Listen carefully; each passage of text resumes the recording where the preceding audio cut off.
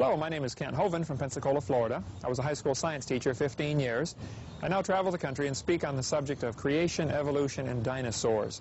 But for this tape you're about to see, this is one of my miscellaneous tapes in my section on how to make money.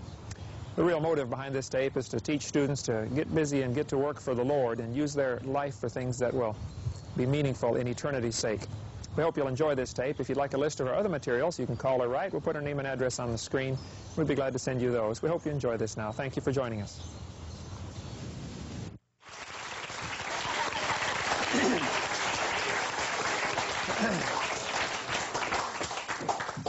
All right. Well, it is good to be here today. My name is Kent Hovind. I was a high school science teacher 15 years.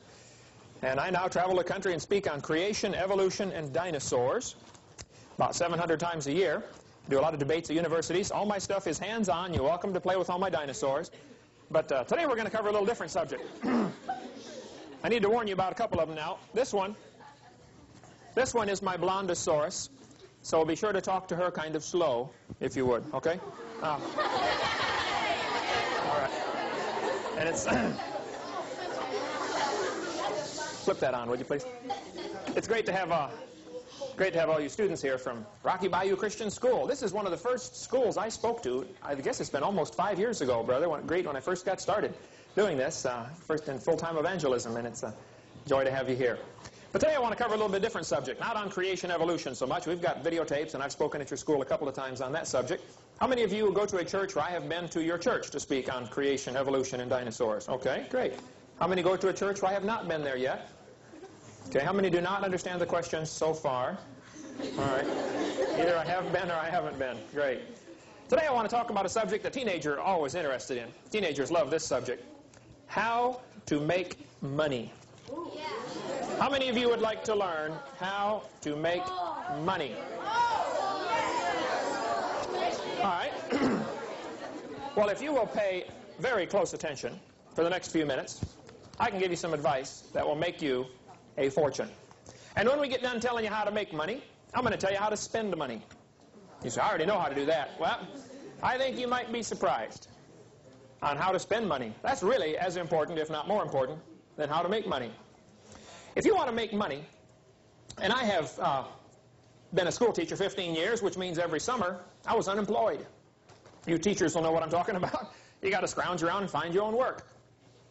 So how do you make money? How do you provide for your family? Basically, you're going to get paid according to what type of worker you are. If you're a good worker, you're going to make more money. So I'm going to give you, in order here, the 4 basic kinds of workers. And those that are intelligent will write this down because you'll say, this will help me in the future. Those that are not too bright will sit there with an open mouth and stare on their face, looking at a calf, looking at a new gate. So I'll leave this up to you. But there are 4 kinds of workers. What kind of worker you are will determine how much money you're going to make in this life. The first kind of worker, and I'll have all these on screen for you. The first kind of worker, and Proverbs is full of verses about this, is the kind of worker, he sees what needs to be done, and he does it. Nobody tells him what to do. He sees what needs done, and he does it. There are very few of these in the world. When you can find a number one worker, number one workers, they see what needs to be done, and they do it. If you can find one of those, hire them. I've had very few of those work for me in the course of time. I've hired I'm sure I've hired over 1,000 high school and college people to work for me since I've been doing construction work on the side, teaching school every year, and then over the summer doing construction. I've hired hundreds and hundreds, and probably well over 1,000 high school and college students to work for me. I look for number one workers. They see what needs done, and they do it. There aren't many of those. I'll give you an example. Brother Don, are the cans still out there? Would you bring those to me, please? Every one of you got off the bus and walked in. I had some things planted just to see if we had any number one workers in the crowd. Out by the pole, there was a Coke can smashed flat.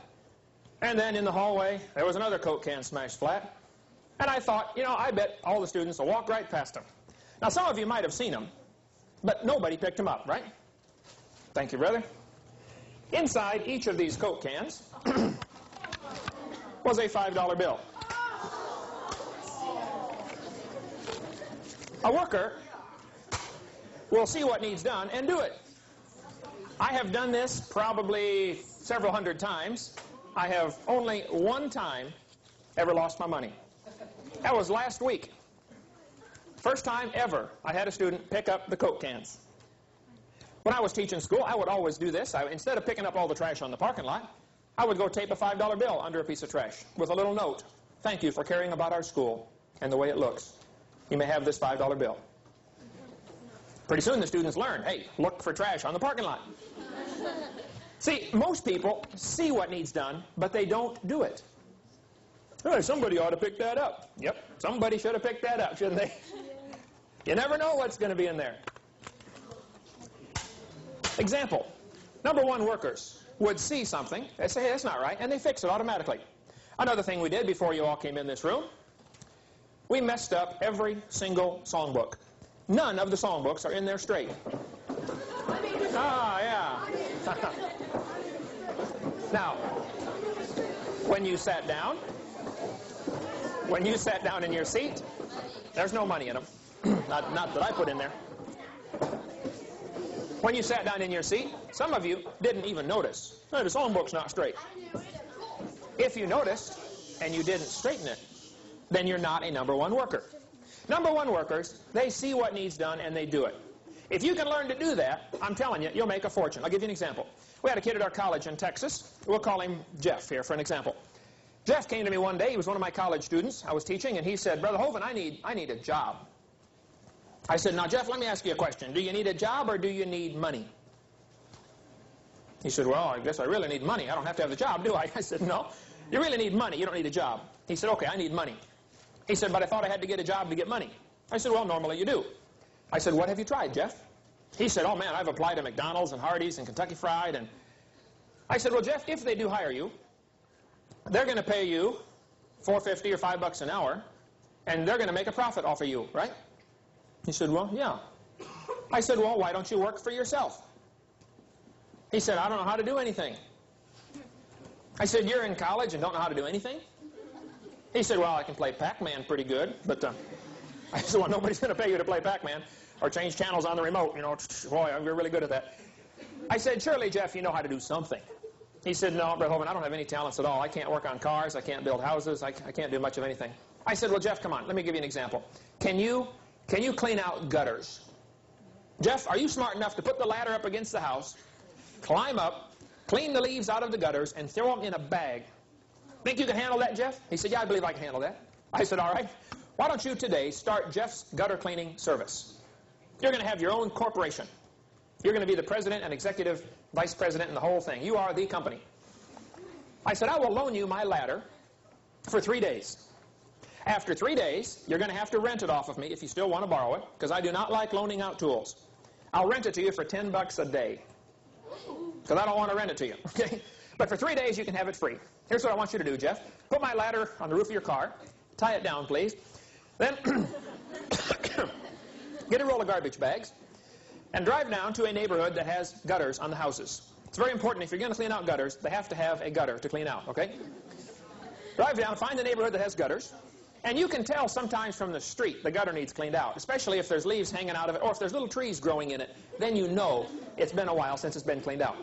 I said, go up and knock on the door and say, hello, sir, ma'am. My name is Jeff. I'm putting myself through college. I noticed your gutters need cleaned out. I will clean out your gutters for $10. Do not walk up to the door and say, hello, ma'am. My name's Jeff. I'm putting myself through college. Do you have any jobs you need done around here? They will not be able to think of any jobs that need done. But if you saw the job that needed done, and you suggested it to them, and you named a price, in one sentence, you got it all done. My name's Jeff. I noticed your gutters need cleaned out. I'll clean out your gutters for $10. I said, Jeff, I'm telling you, it'll work. 3 days later, Jeff did not come borrow my ladder. We were in a big church, about 2,000 people, so I didn't get to see him all the time. And I saw Jeff a few weeks later, and I said, hey, Jeff, how's it going? He said, oh, going great. I said, are you still looking for a job? He said, I don't have time to look for a job. I said, why not? He said, don't you remember I started my own company?